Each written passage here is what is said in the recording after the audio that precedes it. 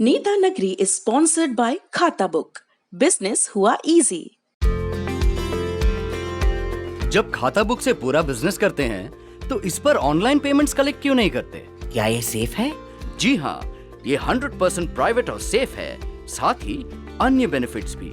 आज ही अपने bank account खाता बुक पर लिंक कीजिए। खाता बुक, बिजनेस हुआ इजी।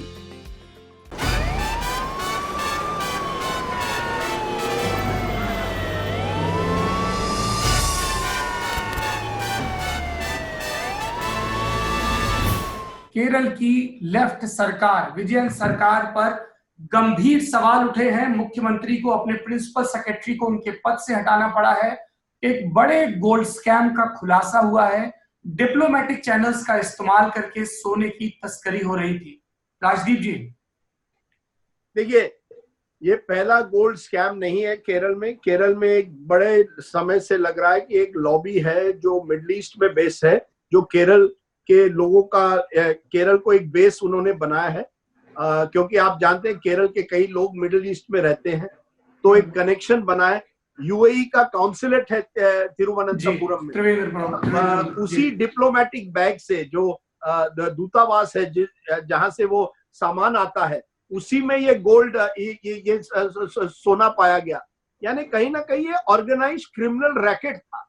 ये कहीं ना कहीं क्रिमिनल रैकेट था। अब जो ब्यूरोक्रेसी के संरक्षण में चल रहा था मुख्यमंत्री के नीचे। अब ये हम नहीं जानते कि वो जो ब्यूरोक्रेट है जिसको अब इस्तीफा देना पड़ा है या निकाला गया है, प्रिंसिपल सेक्रेटरी जो विजयन जी चीफ मिनिस्टर के प्रिंसिपल सेक्रेटरी थे, क्या वो इसमें शामिल थे? शिवशंकर जी, इस पर सवाल है। देखिए, ये इन्वेस्टिगेशन करना पड़ेगा। लेकिन विजयन ने क्या किया है, वो भी बड़े चतुर नेता है। उन्होंने तुरंत का एनआईए को दे दीजिए, आप इसे सेंट्रल कार्रवाई करवाइए, ताकि वो उसे ऐसे बताए जैसे ये राष्ट्र सुरक्षा से जुड़ा हुआ मामला है। वो किसी व्यक्ति से हटाकर वो केरल की पॉलिटिक्स से दूर इसे हटाना चाहते हैं।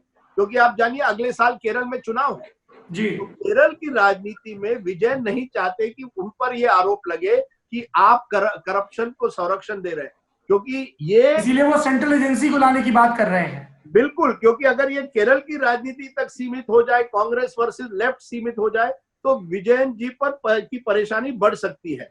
क्योंकि केरल की राजनीति में करप्शन बड़ा मुद्दा बनता है जी। आप जानिए वहां की राजनीति कांटे की टक्कर की राजनीति होती है। 1-2% अगर उलटफेर हो वोटों में तो आप हार भी सकते हैं। और आप विजयन से मिले हैं राजदीप जी?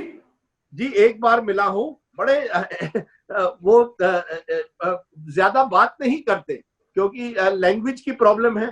ज्यादातर मलयालम में ही बोलते हैं, 1-2 शब्द बीच बीच में इंग्लिश में बोल देते हैं, but he is mainly a Malayalam speaker. और बड़े हम उस फंक्शन में हमने उनको 11 बजे का टाइम दिया था और वो पहुंचे 11:15। लेकिन क्योंकि पहले स्पीकर थोड़े लेट आ गए थे, उनका भाषण थोड़ा डिले हो गया 11:30 तक। वो निकल गए, उन्होंने कहा मैं नहीं रहूंगा यहाँ, वहां से निकल गए। देखिए, वहां उनकी भी इमेज है एक स्ट्रॉन्गमैन नेता की, एक बाहुबली नहीं थे, लेकिन जिसे कहेंगे बहुत ही कठोर व्यक्ति जो डिसिप्लिन्ड बहुत है। और उन्हें मिनी मोदी भी कहा जाता है, ये भी जानिए। केरल में केरल के पत्रकार कहते हैं वो तो हमारे मिनी मोदी है। वो भी प्रेस से ज्यादा बात नहीं करते। प्रेस से उनका बर्ताव जिस तरह से हुआ है कुछ सालों से, वो उस पर भी सवाल है। एक डिक्टेटोरियल टेंडेंसी उनमें भी है और इसलिए उन पर भी सवाल उठता है विजयन जी पर। और सवाल मतलब कैसी टेंडेंसी है, ये तो सबसे अच्छा सीताराम येचुरी बता सकते हैं, जिनकी बिल्कुल एंट्री केरला लॉबी ने ब्लॉक कर दिया। बिल्कुल। और देखिए, केरल लॉबी में वो अब नंबर 1 नेता बन गए हैं और वो चाहते हैं देखिए, केरल की राजनीति की विशेषता क्या है, हर 5 साल सरकार बदलती है और 50 साल से ये परंपरा है। क्या विजयन वो पहले मुख्यमंत्री बन सकते हैं जो इस परंपरा को तोड़ सकते हैं? और कोरोना के बाद जिस तरह से केरल ने हैंडल किया, उसके पहले निपा जो वायरस हुआ था, जो बाढ़ वहां आई थी, जिस तरह से इन सब चीजों को उन्होंने हैंडल किया था, उनकी प्रतिष्ठा, उनकी इमेज ऊपर गई थी। अब देखना है किसी एक गोल्ड स्मगलिंग रैकेट से क्या कितनी चोट उनको पहुंचती है, इस पर सवाल है। इस समय ये कहना गलत होगा कि मुख्यमंत्री को मालूम था क्या हो रहा है। और किसी ब्यूरोक्रेट को मालूम था क्या हो रहा है। ये जो लड़की है स्वप्ना सुरेश, जिसे मास्टरमाइंड माना जाता है, और केरल में मैं देखता हूँ कई महिलाएं इस तरह के स्कैम में पकड़ी जाती है। सोलर स्कैम में बिल्कुल था जी।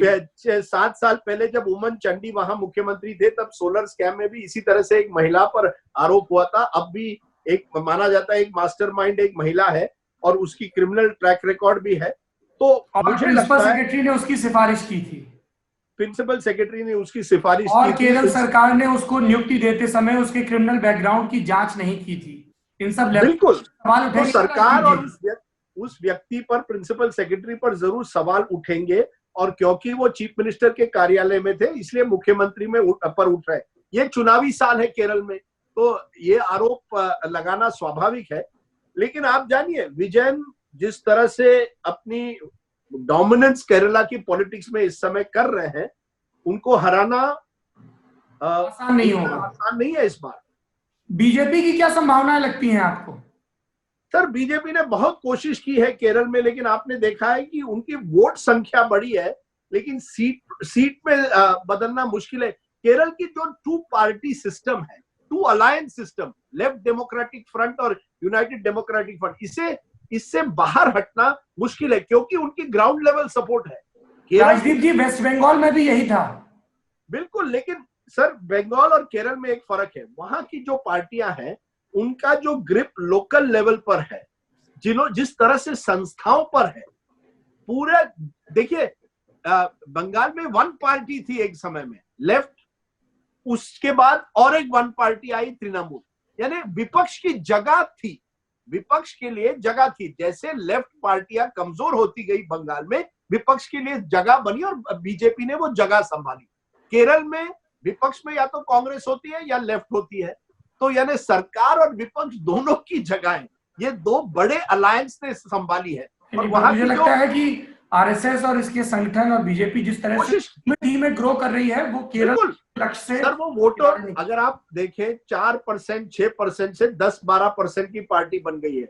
हो सकता है अगले चुनाव में 15, 16, 18% की पार्टी बन जाए, और एक बार आप 20% पार कर लेते हैं तो आप सीटों में भी तब्दील कर सकते हैं। तो समय लगेगा, लेकिन बीजेपी का लक्ष्य है, अमित शाह का लक्ष्य है, केरल एक न एक दिन हमारी सरकार बनानी है, भले ही 15-20 साल उसे लगे। उनको मनोहर पर्रिकर जैसा नेता चाहिए होगा, जैसे मनोहर पर्रिकर को गोवा के क्रिश्चियंस ने स्वीकार किया, बड़ी बात है। पेस उन्हें केरल में चाहिए, जो वहां के बड़े वोट बैंक को, माइनॉरिटी के भी एक बड़े वोट बैंक को स्वीकार हो।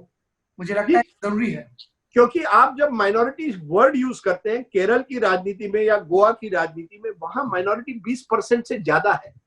जब आप 20% मुसलमान या 20% क्रिश्चियन, 30% यानी 40% जब आपकी आबादी होती है, तब आप माइनॉरिटी नहीं रहते, तब आप एक बड़ा वोट बैंक रहते हैं। आज गोवा की राजनीति में भाजपा वहां सरकार नहीं बना पाती जब तक क्रिश्चियन समुदाय ने उनको समर्थन नहीं किया। ये मनोहर पर्रिकर की बड़ी उपलब्धि थी। उसी तरह से आपने बिल्कुल सही बात की है, फर्स्ट क्लास, मैं आपको 10 on 10 आज दे रहा हूं, जिस तरह से आपने गोवा को केरल से जोड़ा है, वेरी गुड पॉइंट। और उसी तरह से आज की तारीख में उस तरह का नेता भाजपा को सामने करना पड़ेगा, तभी वो 20% पार कर पाएगी।